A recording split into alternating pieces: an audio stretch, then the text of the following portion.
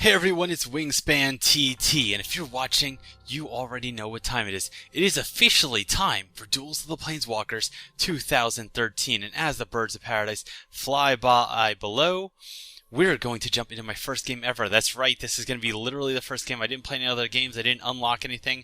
I did start with the Pack Instinct deck unlocked because that was, if you pre-purchased the game, you got that as a bonus.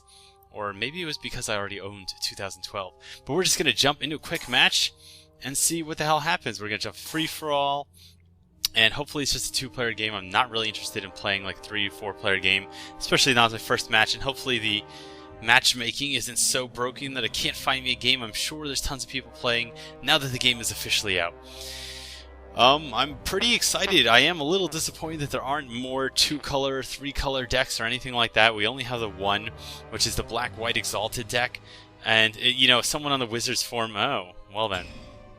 That's a letdown. Someone on the Wizards forum had made a funny comment. They were saying that a lot of people had probably complained in Duels of the Planeswalkers 2012 due to the not having manual mana tapping. So someone had said, I bet what happened was that Stainless decided to fix the problem by creating manual mana tapping, and Wizards of the Coast decided to solve the problem by dictating that there was going to be monocolored decks. And then they kind of met and were like, oh crap, we kind of messed up. Oh god, my avatar's so ugly. Is that the default one? That's terrible. So mulligans are in the game, as was guessed before. Yes, mulligans are in the game. We hear that cool music playing. And Thought Scour starting out first. So he's playing the Jace deck, which is going to mill me. So I'm going to lose some cards into my graveyard. He's going to start milling me and draw another card back. Now, one thing that players always say is, oh, when they get milled, they get so... I know it's very natural when you get milled to get very let down because you're going to see cards you could have drawn, like Timberworn, Maw Larva, and you're going to be very upset that these are now in your graveyard. But the one thing you got to always keep in mind... I'll talk about this guy in a minute. The one thing you gotta always keep in mind is that people always remember the good cards they lost to mill, and they always forget the bad cards they lost to mill. So you have to look at it very objectively. You gotta like, well, yes, I didn't get Timbermoor Larva, but did I really need an extra land? Now in this case, possibly I did. But I'm just gonna pass my turn over to Ray Girio over there and see how he's gonna mill me next. Now this is a creature I highly recommend for Pack Instinct. It's 1 green for a 1/1, and for 2 mana you can make a creature you control fight a creature they control. And what does fighting do? He does the same Thought Scour and another 3 Thought Scours in a row. That's actually pretty nasty. My deck is now down to 46 cards because I did start with like 60 or 61 cards. But you saw I was actually going to draw 5 lands in a row. So he's actually saved me from mana screw.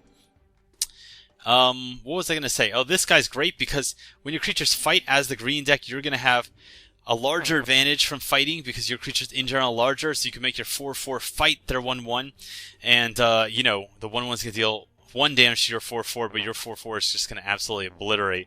Oh, I guess this thing was equip 0. This is why they always say read the fucking card. So I'm gonna now do this. Yes, very good. So now this has Shroud. He's not gonna be stopping it anytime soon. Hopefully, I will draw at least one other land. It's funny, this is something that happened to me when I first started playing Magic the Gathering with my brother back in, 7th or 8th grade, whenever it was. But I think it's very natural for new Magic players to not get that creatures can't attack other creatures. That when you attack, you're always attacking, into some... Oh, because it has Shroud. I see. But you can't can you unequip? No. See, I wasn't around back when Shroud... I see. I should have put this first, and then the Shroud. Okay, I get it. I'm dumb. So I'll get into that in a second. But really, I cannot equip Blanchwood Armor here because it has Shroud, so nothing can target it. Not even me. It's not like Hexproof where only your opponents... Oh yes, he's watching damage effects. I'm sure it's so exciting to watch this 1/1 beat him down. Where only your opponents can't target it. And it's not like Protection, though. Which means, if I equip Blanchwood Armor onto this guy and then give it Shroud, okay... this Blanchwood Armor isn't going to fall off because what Shroud only does, Shroud only prevents actual targeting. Oh, it's a 1/4. Alright, well it goes my party, not attacking into this guy anymore. And he's going to be able to leave that out to block, and see, now it's available because I could enchant that if I wanted to, which would be absolutely atrocious. But I will get the land I need to get this other Timbermaw Larva out. Timbermaw Larva. So was that a bad play on my part in order to get the Shroud on there first, not have another creature to move it to? Not necessarily. It could go on. It could go either way, because I didn't really know for a fact I was going to draw a third land. Now, I guess I should have bet that I would draw it, but at the same time, I'm also not too familiar with these decks. Like, does he have bounce? Does he have something that's going to make me regret it? And what does this guy do? 4 for 2/2. And then target player draws 2 cards and discards 2 cards. So that's great. That's actually a pretty cool card for this deck, because he can use it on me to mill me, okay? Or he can use it on himself to just give himself more options, what cards are in his hand. And a lot of people look down on the draw cards and then discard cards. I don't know why he's doing this right now. Okay, fine. Let's see what I lose. I had a lot of lands, so actually I'm in a pretty good position now. And now I could drop Garruk's Pack Leader, though I could get the 4/4 on the board. If I drop this guy, I'm going to be able to attack for a lot of damage next turn. And this Garruk's is not going to be triggering anytime soon, but it would be nice to have the 4/4. I guess I have 5 men on the board, so if I draw a 6th, I could play... How much is this? 1, 2, 3, 4, 5, 6, 7, 8. Okay, wow. Alright, so let me get the Garruk's out. Then hopefully I can draw a card here, get the card advantage, and move forward. And for the new Magic players who are like, what is card advantage? Well, card advantage, hold on. So right now this thing is more important to me. So I'm going to equip it over here. Did that not work? What happened? Lag? Is it lag? Don't lag on me. Come on. I think it's lag. Lag? Are you seeing this? Okay. That was really weird. Okay. So you know what? I'm not going to use the right-click effect on the PC here. I'm just going to actually equip it. And there we go. And now I can kind of bounce these around if you want. And see, what's great now is because I have the fight mechanic in, I can attack with this guy. He's a 4/4, and then kind of go for the fight. Let's look at the more info. Okay. Oh, they actually don't explain the fighting mechanic. You would think that that would be the one thing that would be listed here. Weird. So now he's got a 1/1 flying that becomes a 5/5 flying if I have 10 or more cards in my graveyard, which is going to happen very soon.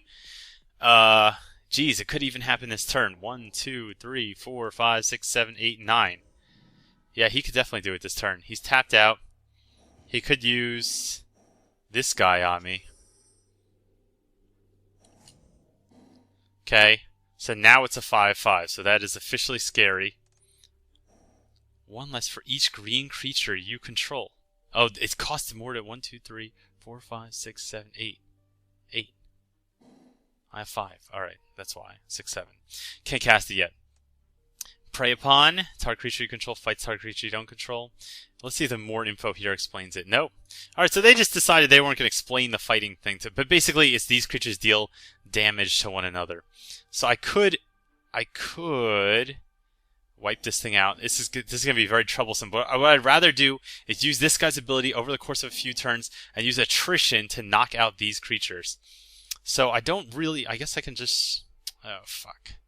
Hold on a second. I'm going to move the equipment here. Oh, okay. So anyone playing the PC version, I would suggest you don't do the right-click thing, because it looks like that just currently does not work. So what I'm going to do is move the equipment off the 4/4. Get the Blanchwood armor on this guy, and just friggin' swing in for 9. So if he actually wants to stop this, he's going to have a fairly beefy 5, 6, 7, 8, 9, 10. He could kill it. He'd have to sacrifice pretty much everything he has. So I'm going to swing in and see how he reacts. 9, 9. Does he want to sacrifice all of his creatures for this? Let's find out. What I don't know from the rules offhand, though, is if I can make a creature fight after it's already in combat. So, like, if he blocks with enough to deal 9 damage to it, can I use fight? Okay. Well, I'll find out at the end of his turn. And that's another thing. I don't want to make this, and I don't want to use this ability too early. I want to see what's going to happen. He's going to use Dreamborn Muse. I see it works on every player every turn. Basically, excellent, or X is the number of cards in their hand. Okay. So he has quite a number. He's going to start decking himself with that. He's got this 5/5. Now he's casting. We're going to draw extra cards each turn. All right. There's not too much I could do about that unless I draw one of my artifact destroying creatures. I have a 9/9, and hopefully I can make it fight this thing if he declares it as an attacker. So let's find out what happens. He's going to swing with this. I'm now going to try to use this ability. So I'm not too... Choose a creature you control, choose another creature, bam. Let's see if this works. And again, I'm just, yes, it does work. So it doesn't matter if your creature's tapped or anything like that. This is absolutely amazing, and that's exactly how I thought it would work. And again, I'm not familiar 100% with the fighting mechanic because it's a relatively newer mechanic. And, you know, I don't know how Duels of Planeswalkers work, if they change any of the rules or anything like that. So I draw way, way, way extra cards now. And this is whenever a creature with power 3 or greater comes into play, I get to draw a card. So that's absolutely great. We can see what things I want to hit. I can drop this in, destroy this artifact because it is going to mill me. Plus, he doesn't get the extra cards from the draw now. This will take all of my 5, or I can cast this guy and basically then draw tons of cards. I don't know if I really want to draw tons of cards. I'm pretty much, I could deck myself. I only have 27 cards left in my library. So I'm going to drop my, but then I could fight. Actually, let's attack first and see what happens. See what he does with the block. Okay, he's going to use this ability on me. I'm going to draw 2... Oh, no, what does this do? Alright, just put cards in my graveyard. So he can't block with 1/4. He's going to have to block with this if he wants to block it all. I do also have the option here. He's just going to take the 9 damage, so he's pretty much got to win next turn. So now I have an interesting thing where if he can't block next turn, I can do something really interesting. So first of all, what I'm going to do is, I'm going to use the equip power here. Move this over. Oh shit, no. Never mind. I take it back. What I was going to say is this way. See, I can't have it be untargetable because I need to be able to use Prey Upon. I want to eliminate both his blockers next turn. So basically what I need for that is I need 2 mana for this guy, 1 mana for Prey Upon. Okay, so I need 2 mana open, so I'm going to play Garruk's Companion, hopefully draw land, because that would be great. And then I can eliminate both his blockers by making them fight with both guys. Do I want to draw a card? This is great. It is now optional. Yes, I'll draw a card. Okay. In previous Duels of Planeswalkers, it wasn't optional. It would just make you draw the card. So now you could choose whether or not you want to draw the card, which is absolutely great. So he's going to just be milling himself there. Hopefully, he may or may not play a blocker, but even if he plays a blocker, I can kill one with this, one with Prey Upon, alright? I can kill the other blocker, and then when the next turn starts, I can use this guy's ability once more to kill off one of his blockers. And I could possibly use the Garruk's Companion to do that, if I have to. So let's see what he plays. He's going to play a 2/2. That's going to bounce one of my guys. Alright, whoa. Alright, so before he does this... This is a sorcery. Oh, damn. See, I got to read the card, guys. I make a lot of mistakes. So first, while I'm going to do this, let's see. This Dreamborn Muse, I am not interested in losing that many cards next turn. So I'm going to make them fight first. Now this card's going to go back to my hand. And I do lose the Blanchwood Armor. One thing to keep in mind is that no matter how good an enchantment is, a creature enchantment, an aura enchantment, you are going, in the long run, to lose card advantage. You're going to be losing, because whenever they take a creature like that out, you're going to be losing that card in your deck. Now, he's at 9 life, so I'm not in the best position here. What is this thing? Draw a card. Okay, now he gets to draw 3 cards. He's up to 6 cards in his hand, but he's pretty much out of mana. He's just got this thing as a blocker. One thing I'm not... Okay. Now these boots can also give a creature haste, which would be absolutely great. Okay, let me zoom out here. Drop a forest. So, 6. Oh, I have exactly 6. Alright. Rampaging Ballast when rolling okay, great. Primal Crux. 8/8 trample. If I could get this into play and attack. Also with this, let's see. If he blocks the 8/8, he'll take 6 plus 3 is 9. He dies. Okay, if he blocks the 3/2, then he will take 1. Okay, this sounds like the thing to do. So guys, I'm going to drop the Hydra. And then I'm going to give it haste with these boots. Okay. And now he's like, uh-oh. Okay, now it's got haste. There we go. And now I can attack. And I could attack with just these 2 guys, but I'm going to attack with all of them. Rump. Oh, that doesn't work? What the hell? Why? What? Attack. That was weird. Okay, so don't do the drag select thing. It doesn't look like it works. Just going to attack with everything and see how he blocks. he does have some kind of spell, or is he just thinking about it? I have no clue what's in this deck. I mean, I looked at the deck list unlocks, but I don't really know. GG. GG indeed, man. YouTube.com/WingspanTT. Check it out.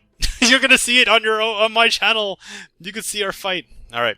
Hopefully he comes check it out. I don't know if he saw it in time, but WingspanTT wins. And I go into an extremely awkward thing. There we go. So now I'm back here. Hey, man. Hey, man. Thought you should know. You can watch this game at youtube.com/WingspanTT. Gotta go. Anyway, I'm WingspanTT from TopTierTactics.com. I hope you enjoyed this first match. I am a little flustered. I'm still getting into this. I didn't even really look at the Pack Instinct. I just threw a bunch of cards into there and then pretty much went right into this match. I want to just get the match done as soon as possible so you guys can enjoy it. So I will be putting a lot more gameplay videos up on the internet. I guess here on my channel where you're already watching it. I will also be doing card-by-card analysis on TopTierTactics.com. That's not something that I think works out great in video, so I want you to be able to read that, to search through it, to find the stuff you need, and to read what my in-depth thoughts are on every card. So I hope you come by, I hope you come back to the site, and I will see you next time.